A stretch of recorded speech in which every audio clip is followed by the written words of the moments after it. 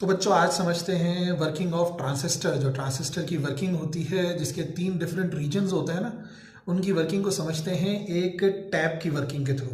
देखो मान लो कि ये जो है वो एक्चुअली है एक टंकी, और टंकी से जो पानी आ रहा है उसको हम बोलेंगे कलेक्टर करंट। ठीक है, इसी तरीके से जो आउटपुट है इसका टैप का, इसको बोलेंगे हम इमिटर करंट।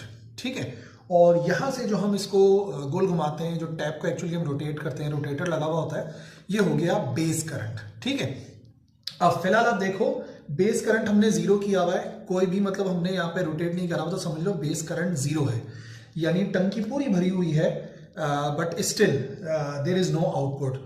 तो कलेक्टर करंट चाहे कितना ही क्यों ना हो, इमिटर करंट जीरो होगा अगर हम बेस करंट को जीरो रखेंगे। ये जो रीजन है ये कहलाता है कट ऑफ रीजन। ठीक है, अब जो मेन एम्पलीफिकेशन वाला काम होता है ट्रांसिस्टर में, जो कि होता है आपको मालूम है एक्टिव रीजन के अंदर, तो हम क्या करते हैं, हम यहां पर small amount of base current देते हैं।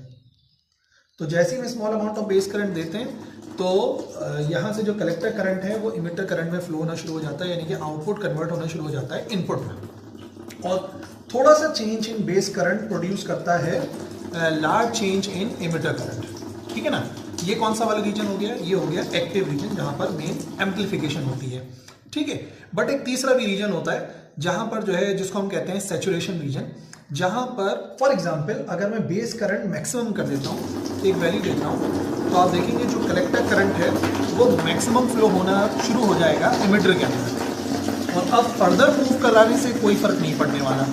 तो इस रीजन को कहते हैं सैचुरेशन रीजन। जब हमने बेस करंट को जीरो किया हुआ है, this is cut off region. जब हमने थोड़ा सा बेस करंट दिया हुआ है तो एक्टिव रीजन है, जहां पर हम थोड़ा सा बेस करंट के अंदर चेंज लाकर इमिटर करंट को इंक्रीज कर सकते हैं। बट जब हमने पूरा ही ओपन कर दिया तो सैचुरेशन रीजन है, यानी कि जितना कलेक्टर करंट है उतना ही इमिटर करंट हो जाता है, और बेस करंट के ऊपर कुछ भी डिपेंड नहीं करता।